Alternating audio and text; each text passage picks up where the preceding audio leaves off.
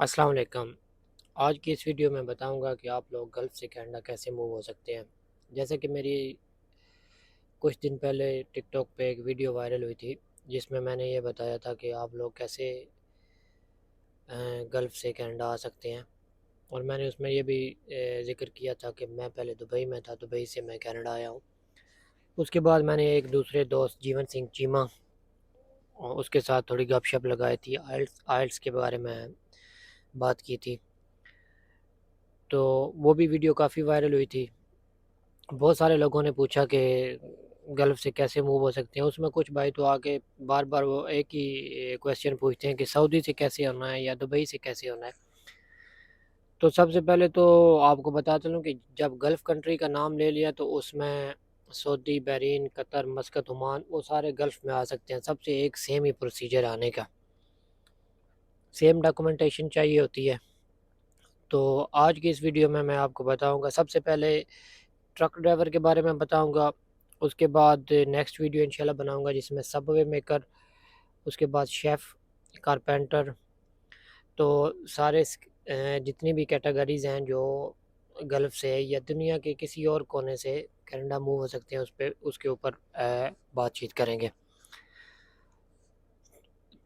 तो बहुत सारे लोगों के कमेंट थे, तो कुछ लोगों ने तो ये बोला कि आप व्हाट्सएप ग्रुप बनाओ और हमें उसमें ऐड करो। मैंने व्हाट्सएप ग्रुप बनाया, ऑलमोस्ट 500 के करीब उसमें मेंबर हो चुके हैं। लेकिन मेरे पास इतना टाइम नहीं है कि मैं दोबारा इंस्टा पे सबको रिप्लाई कर सकूं, क्योंकि अराउंड 1000 रिक्वेस्ट आ चुकी है, मैसेज रिक्वेस्ट। तो हर एक को इंडिविजुअली जाके रिप्लाई करना और ग्रुप में ऐड करना, ये थोड़ा मुश्किल हो गया था मेरे लिए। फिर 1-2 कमेंट आए, कुछ लोगों ने बोला कि आप यूट्यूब पे एक व्लॉग बना के डाल दें जिसमें एक पूरा प्रोसीजर बता दें कि कौन-कौन से डॉक्यूमेंट चाहिए होते हैं और कितना टाइम लगता है और पैसे कितने लगते हैं। तो इसी सिलसिले में ये मेरी पहली वीडियो मैं रिकॉर्ड कर रहा हूँ और इसमें आपको बताऊँगा। उसके अलावा ये जो अभी इस वक़्त मैं ट्रक में हूँ और ट्रक के बेड के साथ ये कनाडा का झंडा क्यों लगाया हुआ है, इसका क्या मकसद है? ये भी साथ-साथ थोड़ी-थोड़ी गपशप भी होती रहेगी। तो सबसे पहले ट्रक ड्राइवर के लिए जो चाहिए होती है वो आपकी एजुकेशन चाहिए होती है। कुछ भाइयों के ये मैसेजेस आते हैं कि भाई देखो हम स्कूल तो नहीं गए, लेकिन यकीन करें हम कंपनी का वो काम करके आए हैं, ऐसी-ऐसी जगह डिलीवरी करके आए हैं जिधर कोई दूसरा ड्राइवर नहीं जाता। अच्छा, मैं बोला इंग्लिश आती है भाई आपको? नहीं यार, इंग्लिश से हमारा थोड़ा तंग है लेकिन अरबी आती है। सबसे पहले तो आपको ये जानने की ज़रूरत है कि ये जो कनाडा है इधर इंग्लिश बोली जाती है, अरबी या उर्दू नहीं बोली जाती। एक ट्रक ड्राइवर जो होता है, जब आप कनाडा से यूएस कोई डिलीवरी करने के लिए जाते हैं तो बॉर्डर पे जो ऑफ़िसर होता है वो आपसे इंग्लिश में बात करता है। तो इंग्लिश बोलने के लिए फिर आपके पास एजुकेशन होनी चाहिए। तो मिनिमम मिनिमम जो एजुकेशन ट्रक ड्राइवर के लिए चाहिए होती है वो 10+2 होती है। आज से कुछ अर्सा पहले तक 10+2 चलती थी, लेकिन 6 महीने पहले 1-2 दोस्त आए हैं, उन्होंने मैट्रिक बेस पे यानी 10 बेस पे भी वो आए हैं। तो इसलिए ये एक मिनिमम आपकी एजुकेशन जो है वो 10 होनी चाहिए। उसके बाद बात करेंगे कि इंग्लिश का प्रूफ़ आपको देना पड़ेगा कि आप इंग्लिश बोल सकते हो। कभी-कभी हम इंग्लिश बहुत अच्छी बोलते हैं लेकिन हमारे पास कोई प्रूफ़ नहीं होता, तो इंग्लिश का प्रूफ़ देने के लिए हमें आइल्स इंग्लिश लैंग्वेज कोर्स करना पड़ेगा, जिसमें ट्रक ड्राइवर के लिए मिनिमम 5 बैंड होने चाहिए। अगर आपके रीडिंग में 4.5, बाकी सब मॉड्यूल में 5 या 5.5 है तो चल जाता है, क्योंकि मैं जब आया था मेरे रीडिंग में 4.5 थे। जब मैं सेकंड टाइम किया था तो फिर मेरे 6 थे। तो 2 चीज़ें होगी, एक आपके पास मैट्रिक की या 10+2, इससे ऊपर अगर आपकी एजुकेशन है तो आपकी फ़ाइल स्ट्रॉन्ग होगी। ये नहीं समझे कि इस भाई ने बोल दिया कि जी मैट्रिक होनी चाहिए या 10+2 हो चाहिए, तो मेरे पास तो एमए है, मेरे पास तो बैचलर है। अगर आपके पास इससे ज़्यादा है तो वो जो है आपकी फ़ाइल वो और स्ट्रॉन्ग हो जाएगी। और मिनिमम आइल्स के जो स्कोर बताए हैं, बैंड बताए हैं, वो 5 बताए हैं। अगर आपके इससे ऊपर आएँगे तो वो और बेहतर होगा। 2 चीज़ें होंगी, ये 2 चीज़ें बहुत यानी मुश्किल यही है, यही नेसेसरी है। उसके बाद कुछ सपोर्टिंग डॉक्यूमेंट आते हैं, सपोर्टिंग डॉक्यूमेंट में सबसे पहले तो जिस कंट्री में आप रह रहे हैं, अगर आप सऊदी में हैं, बहरीन में हैं, कतर में हैं, जिस जिस कंट्री में भी आप रह रहे हैं, उसकी आपको पुलिस क्लियरेंस रिपोर्ट चाहिए होगी, प्लस योर होम टाउन। अगर आप पाकिस्तान से हैं या इंडिया से या बांग्लादेश, आपके अपने कंट्री से भी पुलिस क्लियरेंस रिपोर्ट चाहिए होती। लाइक जिस कंट्री में भी आप 6 महीने से ज़्यादा रहे हैं, उसकी पुलिस क्लियरेंस चाहिए होगी। लाइक अगर आप सऊदी में 2 साल आपने काम किया, उसकी पुलिस क्लियरेंस। अभी आप दुबई में काम कर रहे हो तो दुबई की पुलिस क्लियरेंस। और पाकिस्तान की तो या इंडिया की तो वो तो चाहिए होगी पुलिस क्लियरेंस, मैट्रिक या एफए, उसके बाद आइल्स, उसके बाद आपकी डेट ऑफ बर्थ। और अगर आप मैरिड हो तो मैरिड सर्टिफिकेट, अगर मैरिड नहीं हो तो फिर भी आप आ सकते हैं, क्योंकि इस पे ऊपर भी बहस हुई थी। मैंने एक दोस्त को बोला कि आपका मैरिज सर्टिफिकेट भी चाहिए होगा, तो वो मुझे बोला यार मैं तो भाई मेरी तो शादी नहीं हुई, तो फिर मैं अभी शादी करूं या नहीं। यार अगर शादी नहीं हुई तो नहीं ज़रूरत, अगर शादी हुई है तो फिर आपका वो ज़रूरी है। और अगर उसके बाद आपकी शादी हुई है, आपके बच्चे हैं, तो आपके बच्चों की भी डेट ऑफ बर्थ चाहिए होगी। उसके अलावा आपको एक्सपीरियंस लेटर की ज़रूरत है, जिस कंपनी के साथ आप काम कर रहे हैं उसका एक्सपीरियंस लेटर, कितने साल से आप कर रहे हैं, मिनिमम आपका 2 साल का एक्सपीरियंस होना चाहिए। ये जो मैं अभी बात कर रहा हूँ ये ट्रकिंग की करता हूँ कि ट्रक ड्राइवर के लिए ये डॉक्यूमेंट चाहिए होते हैं। उसके बाद आपको जिस कंपनी के से आपकी जो पे स्लिप है, वो चाहे 3 महीने की मिनिमम आपकी पे स्लिप जो है वो आपको लगानी पड़ेगी। तो यही डॉक्यूमेंट है एक ट्रक ड्राइवर के लिए। अगर आप ये सारे डॉक्यूमेंट रेडी कर लेते हैं तो फिर आपको किसी कंसल्टेंट से मशवरा करना पड़ेगा। और उसके बाद मैं दोबारा ऐड करता चलूँ कि मैं कोई कंसल्टेंट नहीं हूँ, मैं सिर्फ आपको इन्फॉर्मेशन दे रहा हूँ, ना ही मेरे पास कोई कंसल्टेंट जो मैं आपको दूंगा। और अपने बिहाफ पे मैं किसी को भी नहीं बुलाऊंगा, मैं आपको इन्फॉर्मेशन दूंगा। और आप आपने वो डॉक्यूमेंट रेडी करके अपने से खुद से कोई कंसल्टेंट ढूंढना है। कुछ लोग अभी वीडियो देखने के बाद या उनका पहले कंसेप्ट बना हुआ है कि अब बंदा डायरेक्ट खुद अप्लाई कर सकता है, तो भाई खुद अप्लाई नहीं होता। क्यों नहीं खुद अप्लाई होता? कि जॉब ऑफर लेटर चाहिए होता है, जॉब ऑफर लेटर कंपनियों वाले नहीं देते। अगर मैं इधर अभी कनाडा में हूँ, अगर ऐसे खुद अप्लाई होता हो या जॉब ऑफर लेटर मिलता हो ना, तो सबसे पहले मेरे अपने जो कज़न हैं मैं उनको बुलाऊंगा, उसके बाद मेरे जो और रिश्तेदार हैं मैं उनको बुलाऊंगा। ऐसे जॉब ऑफर लेटर नहीं मिलता। अगर मैं अभी अपनी कंपनी के साथ पास जाता हूँ, उनको बोलता हूँ कि मुझे एक जॉब ऑफर लेटर दे दो, तो वो यही बोलेंगे कि हमारे कंसल्टेंट से मशवरा कर लो। जब कंसल्टेंट के पास आप जाएंगे तो वो सेम पैसे मांगेंगे जितने पैसे मैं दे के आया हूँ। आगे बढ़ते हैं कि अगर आपके किसी कंसल्टेंट से बात हो जाती है तो फिर क्या प्रोसीजर है। एक देखें, हर चीज़ का एक प्रॉपर तरीक़ाकार होता है।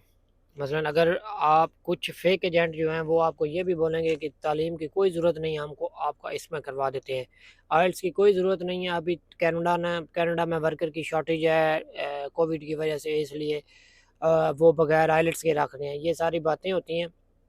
बहुत सारे ऐसे दोस्तों के भी कॉलें या मैसेज आते हैं फेसबुक के, इंस्टाग्राम पे, कि भाई हमने फेसबुक से एक ऐड देखा था, उसको इतने पैसे देखे हैं, ये हमारा वीज़ा देखो, ये हमारा वीज़ा फेक है या रियल है। सबसे पहले तो कनाडा का जो वीज़ा होता है उस पे ऊपर कोई पिक्चर नहीं होती। उसके बाद कनाडा का जो LMIA होता है, जॉब ऑफर लेटर होता है, उसके नीचे कोई स्टैंप नहीं होती, उसके नीचे सिर्फ सिग्नेचर होता है। ये जो स्टैंपों वाला काम काज है ना, ये सिर्फ और सिर्फ गल्फ़ एरिया में है कि स्टैंप लाजम मांगते हैं, इधर स्टैंप नहीं होती। उसके अलावा जॉब ऑफर लेटर फेक बनाना कोई मुश्किल काम नहीं है। मैं भी फेसबुक पे जाके ये अकाउंट बना दूं कि भाई कोविड की वजह से कनाडा में ट्रक ड्राइवरों की बहुत शॉर्टेज है, तो इन्होंने ये नया नया रूल निकाला है कि आइल्स भी नहीं चाहिए, एजुकेशन भी नहीं चाहिए, सिर्फ आपका ड्राइविंग लाइसेंस चाहिए, 2 साल का एक्सपीरियंस होना चाहिए।